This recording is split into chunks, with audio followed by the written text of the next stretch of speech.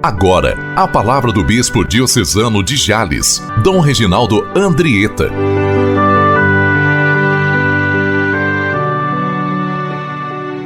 Bom dia, irmãos e irmãs. Neste 8 de março, compartilho reflexões sobre o Dia Internacional das Mulheres.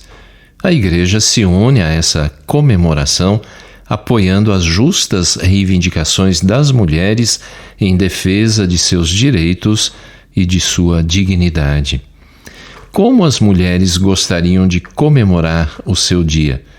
Recebendo flores e presentes?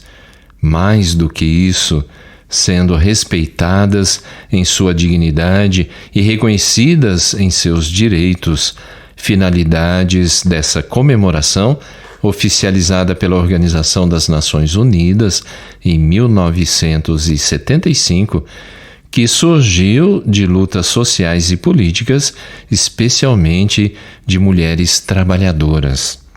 No dia 8 de março de 1857, trabalhadoras e trabalhadores de uma indústria têxtil de Nova York fizeram uma greve por melhores condições de trabalho e igualdade de direitos trabalhistas para as mulheres, movimento este reprimido com violência pela polícia. No dia 8 de março de 1908, trabalhadoras do comércio de agulhas, ou seja, de confecções, em Nova York, fizeram uma manifestação para recordar esse movimento e exigir o voto feminino e o fim do trabalho infantil, sendo igualmente reprimidas. Reconhecendo a importância dessa luta, uma Conferência Internacional de Trabalhadores e Trabalhadoras, realizada na Dinamarca em 1910, decidiu que o 8 de março seria o Dia Internacional da Mulher. Essa data passou a ser ainda mais significativa a partir de 25 de março do ano seguinte, quando um incêndio em uma fábrica têxtil de Nova York, novamente, causado por condições precárias de trabalho, matou 123 trabalhadoras e 23 trabalhadores. Desde então, a luta das mulheres foi se expandindo, possibilitando muitas conquistas, entre as quais o direito ao voto feminino e a cargos públicos. Explorações e discriminações sofridas pelas mulheres, especialmente no trabalho, se tornaram focos de luta. No Brasil, por exemplo, a luta das empregadas domésticas por direitos iguais às demais categorias profissionais dura um século. Essa luta tomou expressão nacional a partir dos anos 50, perpassou os tempos sombrios da ditadura militar e alcançou êxito legal em 2015. Apesar das conquistas, as discriminações contra as mulheres continuam alarmantes. No Brasil, seus salários são, em média, menores que o salário dos homens. A diferença é ainda maior para as afrodescendentes. Elas são discriminadas nos cargos e carreiras, inclusive em funções públicas. A violência contra a mulher continua também assombrosa, com alto índice de feminicídios. Ao lutarem por seus direitos, as mulheres lutam pelo respeito à sua dignidade. Essa luta é profundamente cristã. Afinal, o próprio Filho de Deus assumiu a condição humana por meio de uma mulher que se tornou o início de uma nova humanidade, sem dominadores e dominados. No Magnificat, Maria exulta de alegria no Senhor, pois este depôs os poderosos de seus tronos e exaltou os humildes. Além de Maria, os evangelhos mencionam muitas passagens significativas a respeito das mulheres.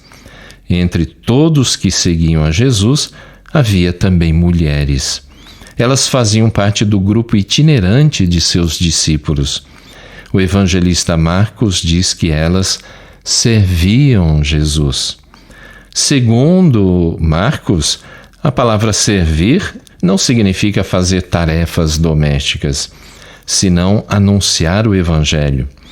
Jesus disse que não veio para ser servido, senão servir e dar sua vida. Servir, na linguagem dos Evangelhos, significa dar a vida pelos irmãos, cumprindo uma missão evangelizadora. Portanto, se estas mulheres serviam Jesus, é porque pregavam o Evangelho, curavam doentes e expulsavam demônios, da mesma forma que os demais discípulos. Marcos diz que elas subiram a Jerusalém com Jesus. Elas o seguiram desde a Galiléia para servi-lo. Entre elas estavam Maria Madalena, Maria, mãe de Tiago, e a mãe dos filhos de Zebedeu. Lucas também menciona mulheres como acompanhantes de Jesus durante sua vida pública e no final de sua vida. Segundo Lucas, em certa ocasião, Jesus ia para Galiléia. Percorria cidades e povoados, proclamando e anunciando o reino de Deus. Acompanhavam-no os 12 discípulos e algumas mulheres que foram curadas de espíritos malignos e doenças. Maria, chamada Madalena, da qual saíram 7 demônios, Joana, mulher de Cusa, um alto funcionário de Herodes, Susana e muitas outras que o serviam com seus bens. Há indícios, inclusive, de que os evangelhos colocam os 12 apóstolos e essas mulheres no mesmo nível. Notemos que algumas delas vão ao túmulo de Jesus na manhã de Páscoa. Lucas conta que 2 anjos lhes apareceram e disseram: "Por que procuram entre os mortos aquele que está vivo? Não está aqui, ressuscitou. Lembrem-se como lhes falou quando ainda estava na Galiléia, dizendo: é necessário que o Filho do Homem seja entregue nas mãos dos pecadores e seja crucificado, e no 3º dia ressuscite." E Lucas continua: elas então recordaram suas palavras. Portanto, segundo Lucas, as mulheres escutaram os ensinamentos privados que Jesus dera na Galiléia sobre os últimos acontecimentos de sua vida e que nos evangelhos aparecem como transmitidos somente para os homens. Isso significa que Jesus compartilhou instruções também às mulheres que viajavam com ele. Em sua época, as mulheres não gozavam de tais liberdades. Não era bem visto que tivessem tratamento direto com os homens que não fossem seus próprios familiares. E quando iam ao templo para uma festa religiosa, não podiam ingressar no pátio onde estavam os homens. Também quando iam rezar nas sinagogas, permaneciam separadas dos homens, afastadas dos problemas sociais, excluídas da vida pública, sem participação em questões políticas, eram as grandes perdedoras na sociedade do tempo de Jesus. Sua função se reduzia ao cuidado da casa e dos filhos. Por isso, não deixa de surpreender a ousadia do Mestre de Nazaré. Muitos criticavam Jesus, dizendo que era um comilão, beberrão e amigo de pecadores e prostitutas, louco e endemoniado. Imaginemos, portanto, o que diziam dele ao ser acompanhado por um grupo de mulheres. Deve ter sido algo escandaloso e, sem dúvida, deve ter aumentado a desconfiança sobre sua pessoa. As pessoas certamente perguntavam como era possível que um mestre afamado como ele admitisse pessoas que a tradição judia considerava não capacitadas para o estudo e o serviço religioso. Mas a resposta de Jesus, ao aceitá-las em seu grupo, foi que toda pessoa é apta para o serviço de Deus.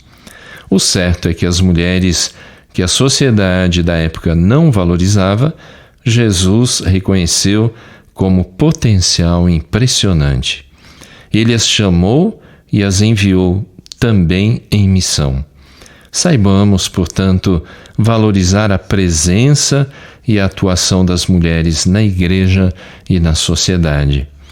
A história de luta das mulheres e o importante papel delas na igreja e na sociedade merecem reconhecimento, respeito e valorização. Felicito todas as mulheres pelo seu Dia Internacional, celebrado neste 8 de março, e peço a Deus que as proteja na sua luta por seus direitos e por condições dignas de vida a todos os seres humanos. Viva a mulher, obra-prima da criação. Desejo a todos e todas um abençoado final de semana. Bendito seja o nome do Senhor, agora e para sempre. A nossa proteção está no nome do Senhor, que fez o céu e a terra. Abençoe-vos Deus Todo-Poderoso, Pai e Filho e Espírito Santo. Amém.